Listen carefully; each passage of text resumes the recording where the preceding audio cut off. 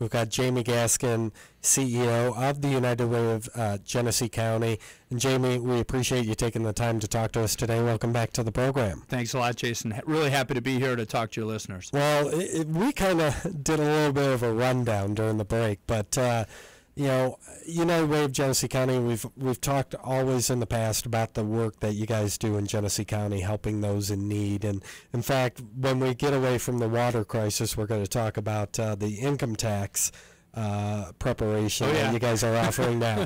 We'll step away from the water crisis towards the end of the segments.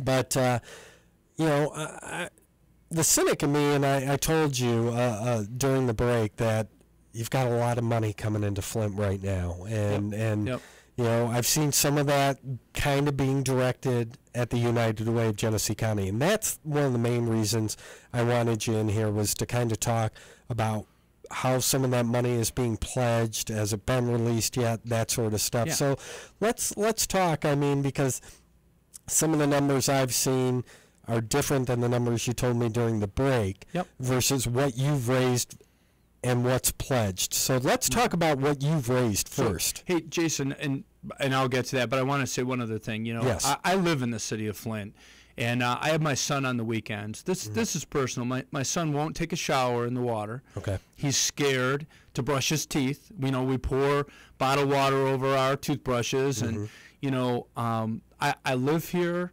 I understand what it's like to have bottled water in my house, and quite frankly be concerned about that. And I think that's important.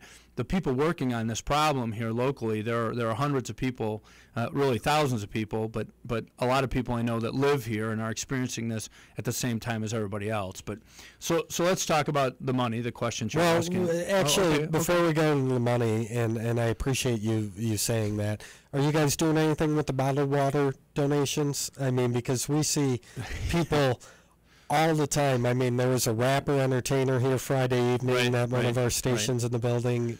80,000 bottles of water. Yeah. Well, we're certainly helping coordinate and financially support the distribution of that water, and we'll talk about that. We've made about $285,000 in just-in-time grants to the Food Bank of Eastern Michigan to help them raise their capacity from what was before the declaration. We were paying for a couple of truckloads a week because that's what we could afford, and now they're handling as many as 25 semis a week. Wow. We're talking about 1.3 million pounds of water moving through the food bank every month, you know, of course, in the last 30 days, and we don't see that letting up until we know the water's safe. So that's a great example of where we've been investing money. Is the food bank is one of our grant recipients, and certainly the largest at this point. Right, and I know Governor Snyder was there the other day kind of helping out at the Food Bank of Eastern Michigan, kind of packaging some things up and stuff like that. So, okay, well, I'm glad you clarified and let us know a little bit, and I hope this is a confrontational conversation. We're just having a conversation, but I appreciate that you said, hey, you live in the city of Flint and you're affected by this crisis also. Right. Absolutely. So, I mean, to date, the United Way here in Flint has raised. And there's a difference between the money you raised and money that's pledged. Right. Okay, so and that's what you're telling me. Let's be very clear. So we've raised $1.7 million. That's our audited number as of last Friday. I'm not quite sure what happened over the weekend. And we've issued or spent a little over $700,000 to address the crisis. Now, I want to be clear about a couple things. One is zero administrative cost is coming to United Way from this. We're taking absolutely nothing for staff time, nothing for handling all this, and my people are working in overtime, weekends. You know, everybody's working all the time. We're not taking a penny, right? And all the money that we do raise that isn't spent for immediate response is being turned over to the Community Foundation of Greater Flint for the Child, Youth, Health, and Development Fund, right? And so your listeners know, we have a $100 million goal for that fund, and it's a fund of the Community Foundation of Greater Flint, and it's really being set up to address the next 20 years for this cohort of children ages 0 to 6 and their families. We're talking about over 9,000 kids exposed. And we didn't just pluck a number out of the air. Dr. Monahan Atisha, the Hurley physician who's been so involved with this, has set a very specific plan about all the interventions these kids need. So I know it's hard to have this conversation. There's so many details. We got time. But so what people want to know is, so we, again, going back, the United Way's taken in $1.7 million. We've invested $700,000 of that so far. Where's that money going? So let me tell you where it's at. We spent just about $300,000 buying filters and clean water for people prior to the emergency declaration. So before the state had declared, before the county had upped the declaration, before the city, we had been raising and spending money in the city around clean water and filters, and we took all the money we could to do that, right? Since then, now we have what's almost I can describe as an endless supply of bottled water and filters. But we have to now find a way to get it out into the community at scale. So we're funding the nonprofit community to respond at scale. So I'm going to give you some examples. The food bank, we've provided $285,000 in grants, and just yesterday we helped the food bank acquire 2 new semi-trucks donated by Myers. Thank you, Myers, right? We need more trucks. it's, Sounds like it. Yeah, I mean, absolutely. And the food bank's going to have to move from water to fresh food as soon as we know that we don't have to be on bottled water. We've provided a $50,000 grant to Catholic Charities for the water response. We've provided a $25,000 grant to the Red Cross, as well as given them a full-time person from our team to help coordinate the volunteer center. We've provided a $15,000 grant to the Salvation Army. We've provided a $25,000 grant to the county health department to hire a prevention specialist that's on board right now. We provided $5,000 on the first weekend, quite frankly, to rent trucks. I bought 5,000 hand warmers. We had as many as 700 volunteers out on the streets in sub-zero temperatures for 8 hours at a time. And we had to put something so we avoided frostbite. When this thing first went down, I was buying dollies, box cutters, I mean, everything to run the fire stations. So, those are some very practical examples. The other huge one is, and there's been some concerns, and we can talk about this later, but the 211 phone system. We have 7 call centers throughout the state handling Flint calls. We've had as many calls in the last 30 days as we get in 6 months. And that's been an extreme stress on that phone system, and we have to pay for every one of those calls. There's I forgot you're talking with 211 system. That we're looking at a doubling of that budget this year, which normally costs about $150,000 a year. We're going to double that just to be able to afford answering questions for people with the thousands and thousands of phone calls. So this is what I want your listeners to understand is that this is how the United Way is investing those dollars, and any money left over hits this $100 million fund because we know we're going to have a lot of expenses long term for these kids. Well, let's talk. You said your whole business model has changed, and we'll go into that, and we've got about 15 minutes left. What was the typical budget that you guys were working with prior to the water crisis? Well, I mean, our annual budget's between $5 and $6 million a year, right? I can tell you, in the last month, that 1.7 that we've raised, 1.4 million of that was raised in the last 30 days. Okay. So you can just the processing and dealing with that on a daily basis. More than 7,000 new donors. Yeah. I mean, of course, everybody hears about the big ones, right?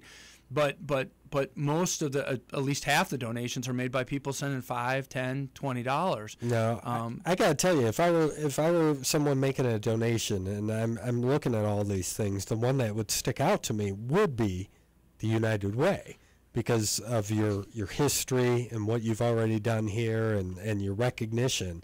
That's one that I would feel safe donating to, where some of these other ones I'm hearing donations here and there, and I'm just wondering, well, where's that money going, And we've been talking about this publicly. We even had some complaints that we filed with the Attorney General and the prosecutor because people were using our logo on other websites without permission. Really? That was about a week and a half ago. Some group was selling bracelets downtown. They were based out of Waterford, Michigan. They had taken the United Way logo and the Pure Michigan logo, put it on their website, and we're raising money with it. And we're hoping they're going to be prosecuted. I know it's being looked into. But there's probably 50 to 70 GoFundMe sites set up in around this crisis. I mean, and I don't know where they go. I mean, I don't know where they go. So, I'm sure some of them are legitimate, right? I don't want to paint this brush across the whole thing, but we're telling people, if you don't know where your money is going, you don't know where your money is going. Sure. As simple as that is, I would be making sure I knew exactly who was running whatever fund I was investing in. I didn't want to get away with this either without talking a little bit about some of the big gifts that have been announced publicly lately, because there's some confusion. There's some confusion. So General Motors has made a $3 million gift, and we are grateful for that gift. But that gift is about $600,000 over the next 5 years. Mm-hmm. We're still working with General Motors to work out the details about how this gets invested, but it'll fund early education programs every year. It'll fund different kinds of programs throughout the community. A great example is like Project SKIP with the GISD, where they do in-home visits, early education stuff. But we've got to work that out. That's a long-term gift, and we're still trying to figure out how we release that grant money. So it is not a $3 million check to the United Way. It's $600,000 each of the next 5 years. So that's important for people to understand. And you have been talking to them for a while about this as well, because there were some cynics out there that said, Ralph Nader came in and said Flint or GM and the UAW probably should have done more to bring this to the attention once they stopped water. Yes. And they said the timing was peculiar, but you can say you've been talking to them prior to that. Oh, yeah, and let me emphasize, it's the UAW and GM together. Yes. And they're together, those groups have meant that semi after semi after semi of water have gotten here. It's meant that, so much in terms of investment. But I also don't want to leave out, Jason, the labor movement has responded amazingly. The plumbers and pipe fitters have, every day working out of the Emergency Operations Center, I see, some days there's as many as 21 teams of plumbers and pipe fitters out working. The Carpenters Union, they brought 700 people up to the Volunteer Center on a Saturday, distributed 3 semi-full trucks full of water. The union community has stepped up and owned a great deal of responsibility for the response, and I can't thank that community enough. I know, again, it's so complicated here, but that's why we had you in. We wanted hopefully a little bit. Let's get back to some of the pledged money. Yes. Because we talked GM, we talked UAW, we got a little bit away from that, but also Detroit Pistons. Tom Goris, who has Flint ties, has pledged, I think, $10 million. Yes. So he's pledged to raise $10 million, and $1 million of that 10 has been released. Okay. $500,000 of that went to the Community Foundation of Greater Flint as a lead gift, to this Child Health and Development Fund. Mm-hmm. That's, again, with a $100 million goal for that fund. $250,000 went to the Red Cross, and that supports emergency operation or volunteer operations center for the next 2 years. And we're a partner in operating that center with the Red Cross. And that they handle between 150 and 700 volunteers a day, depending on the day. 5 emergency response vehicles at least going out in teams every day, house to house, to address problems. So $250,000 went to the Red Cross. $250,000 came to the United Way of Genesee County, and that's part of that 1.7 I said we've raised to this point.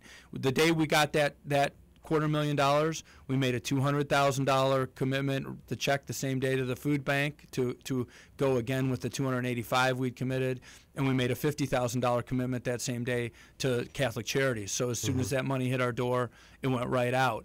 Now the other $9 million associated with what Mr. Goris has pledged, their team is here in the community trying to figure out how to best invest that $10 million or that other $9 million. They've met with the mayor, they've met with us, they met with Community Foundation, Red Cross, other people, Dr. Mona, Hannah, Atisha, and the Goris community of companies and their family, Platinum Equity, it's going to make decisions about how to best invest that money. I know they're concerned about economic development. I know they're concerned about the pipes in the ground. I know they're concerned about immediate response, and they're really listening. And I really look forward to understanding how that other $9 million gets invested in the community as we move forward with the crisis. We got to take a quick commercial break. We'll be back. We've got Jaime Gaskin, CEO of the United Way of Genesee County, in the studio with us, kind of talking about how they've gone into overdrive. I got to imagine you're balancing the books every day with all these monetary donations that are coming in. As you said, the amount of donations in just the past 30 days, your accountant on staff or your bookkeeper on staff has got to be going. She's got to be going nuts. Oh, I mean, you're talking about, depending on what's happened in the immediate day before, we might have $15,000 in revenue overnight, or we might have $50,000 in revenue. I mean, it's just, I don't want to say it is what it is, but we have to process all that, right. And all that money gets accounted for into a special Flint water fund. Mm-hmm. And that's how we can know not to take any of it for admin and to make sure it gets to the right places. We'll take a quick commercial break, come back with Jaime Gaskin. He'll go to the top of the hour. Stick around. More conversations with Jason Cooper on Flint's News Talk 1470 WFNT. Hubbard's Military Supply is the only place you'll find authentic military equipment and collectibles. And we're not talking about some place that just has a rack of hats and t-shirts. Hubbard's on Richfield Road has been in business for over 20 years for good reason. They carry everything for every branch of the service. Pins, patches, medals, outfits, and more for every rank, unit, and special force from Iraq all the way back to World War I. Located on Richfield Road, just west of Genesee Road in Flint. Call them at 736-7011. Why can't I stop? I can quit anytime. Just one more drink. If you or someone you love is struggling with a drug or alcohol addiction, Alpha Recovery is here to help. Alpha Recovery helps you find the best program that fits your individual needs. We offer resort-style treatment that is private and discreet. Many private insurance plans cover 100% of the cost. You deserve caring, individualized, evidence-based treatment. Make the path to recovery easier. Call now to find out about treatment options and insurance coverage. Drug addiction is a complex disease. You need a proven solution. Our staff has 123 years of combined addiction treatment experience. Don't wait to start your recovery. Call now, 800-931-0059. 800-931-0059. The call and information are free. Have all your questions answered on the first free call. No pressure, no obligation. Call now, 800-931-0059. That's 800-931-0059. 1470 WFNT Flint, WFNT.com. You're listening to Conversations with Jason Cooper, powered by Cranberries Cafe, here on Flint's News Talk 1470 WFNT. All right, Jason Cooper back with you on Flint's News Talk 1470 WFNT. Glad to be with you today. We got about 5 minutes left. We're joined in studio, United Way of Genesee County CEO Jaime Gaskin, and I got to tell you, he looks tired, and he's doing a lot of work, and we certainly appreciate that there. We were just talking a minute ago, though, your background, you came from the Boys and Girls Club. You went to the United Way of Genesee County to become their CEO a few years ago. And I was saying you can't imagine that something like this will happen, but you said, thankfully, because of all the agreements with some of the agencies, you were somewhat prepared for this. You know, anybody listening probably remembers the ice storm a couple of years ago, and it created such an upheaval for a couple of weeks for people. We had hundreds of people living at the Red Cross, and during that ice storm, we really came together. And you know, Commissioner Clack from the government side led some of this work for Genesee County. We had the Red Cross, United Way. We all got together and we said, you know, how can we be prepared when something happens like this again? We actually set up a $100,000 reserve fund for disaster response. You know, thinking that would be a tornado or a train car tips over. None of this we could have anticipated. So when this thing really lit fire here about 3 months ago, again prior to the declaration, we had a pool of dollars readily available. And that same morning, we started buying trucks of water to go with diapers for the diaper bank, because we knew that was the most vulnerable population. We bought 5,000 pure faucet mount filters that were distributed that first weekend at the University of Michigan Flint, and then we started working with our donors to raise money to buy more. So I just want the listeners to understand that we learned a lot from the ice storm, and at least set the stage for us to have broken down the silos as we address this. But I'd also tell you, listen, make no mistake, this is a disaster. And they call it a disaster because it's a disaster. It's difficult. Every single day, I check in with the Emergency Operations Center and try and understand the response at scale, try to remove barriers to getting people who need water. People are just, working every single day.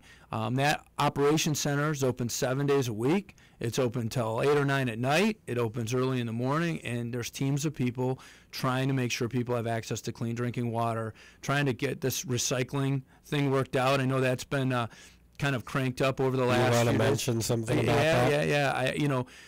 For Flint residents, one, you got the recycling bucket. If you don't have a recycling bucket, you need to get a hold of one of those, or clear plastic bags. You can put out clear plastic bags, fill them with the water bottles, put them with your curbside stuff, and let's recycle, because, we're talking about a line of plastic that goes from here to the moon and back again. I know. So, we want people to recycle. You can drop off stuff at the fire stations 1, 5, and 8 too. They'll take them. Bill Carr Signs, Young's Environmental, Dover and Company on Hall Street.